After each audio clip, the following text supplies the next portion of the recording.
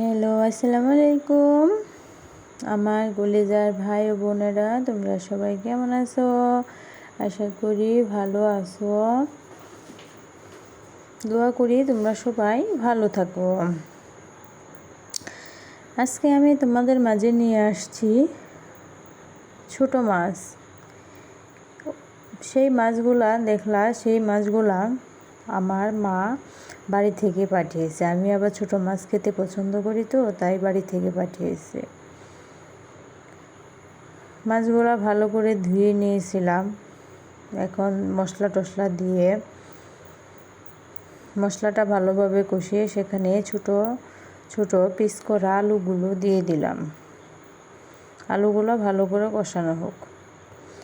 এই তো দেখো আমার বাসার সাইডে কেমন, এটা হলো আমার বাসার সাইডে সবুজে ঘেরা,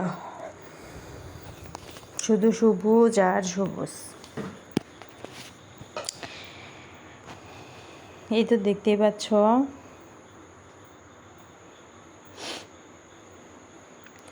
এদিকে আমার আলুটা কষানো প্রায় হয়ে এসেছে। সেখানে আমি একটু ধুন্দুল দিয়ে দিলাম। ধুন্দুলটা দিয়ে নাড়াচাড়া করে নেব।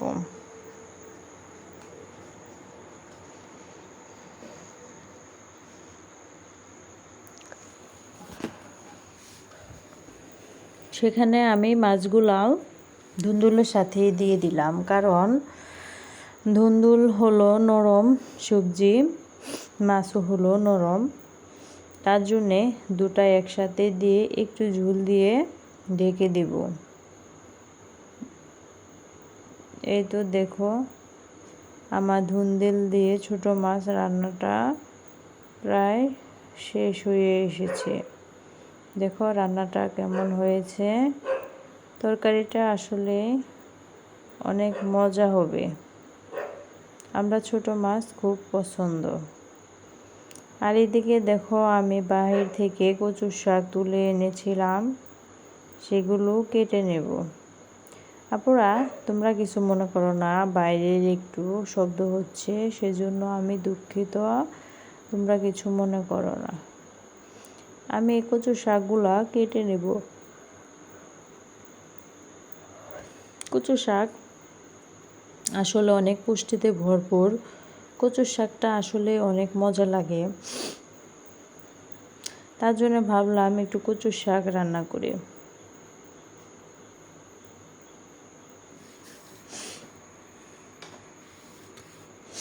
এই তো দেখো কচুর শাকগুলো আমি কেটে নিচ্ছি।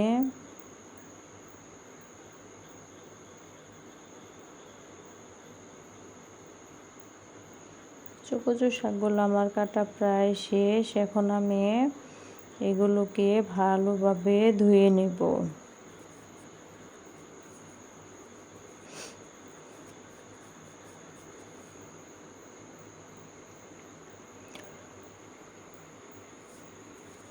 কচুর শাকগুলো ধুয়ে নেওয়ার পর আমি সেগুলোকে একটু ভাপিয়ে নেব। ভাপিয়ে নিলে কচুর শাকে যে পানিটা থাকে সেই পানিটা ফেলে দিতে হবে।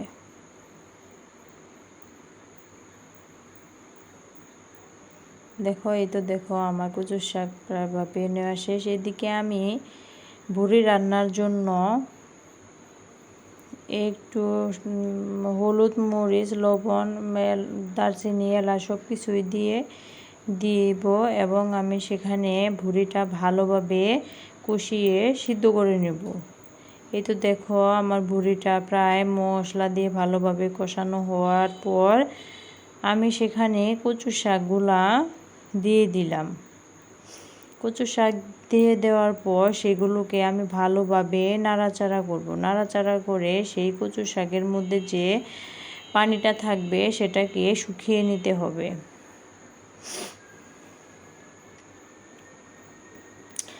হ্যালো বন্ধুরা, তোমরা যদি আমার আরও ভিডিও দেখতে চাও, তোমরা যদি আমাকে ভালোবাসো, তাহলে আরও সাপোর্ট করার জন্য আমাকে সাবস্ক্রাইব করো, লাইক শেয়ার করে পাশে থাকো। এই তো দেখো আমার কচু শাকটা প্রায় মানে পানিটা প্রায় অনেকটাই শুকিয়েছে। দেখো এরকম মাখো মাখো ভাব হয়েছে।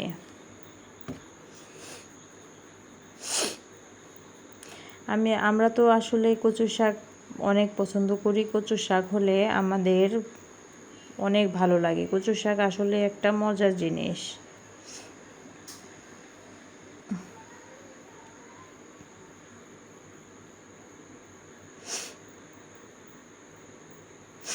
এদিকে আমার ভাজা ভাজা হয়ে গেলে কচুর শাকটা আমি একটা সোমবারের জন্য প্রস্তুত করব। সেখানে একটু মরিচ, একটু রসুন ছেঁচা দেব এবং তার সাথে একটা শুকনো মরিচ দিয়ে দেব। আর সেখানে একটু কালিজিরাও দিলাম।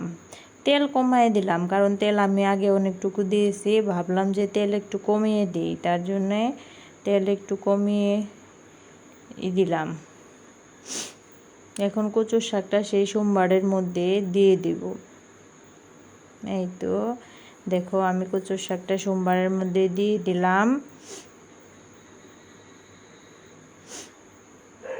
এখন কিছুক্ষণ নাড়াচাড়া করব। নাড়াচাড়া করার পর সেই পেঁয়াজ রসুনটা ভালোভাবে কচুর শাকের সাথে মিশিয়ে নেব। এই তো ভালোভাবে আমার কচুর শাকের সাথে এটা মেশানো হয়ে গেছে। এখন আমার কচুর শাকটা প্রায় রেডি। এই তো দেখো কত সুন্দর কালার হয়েছে। তোমরা আমাকে ভালোবাসলে লাইক, শেয়ার, সাবস্ক্রাইব করে পাশে থেকো। আসসালামু আলাইকুম।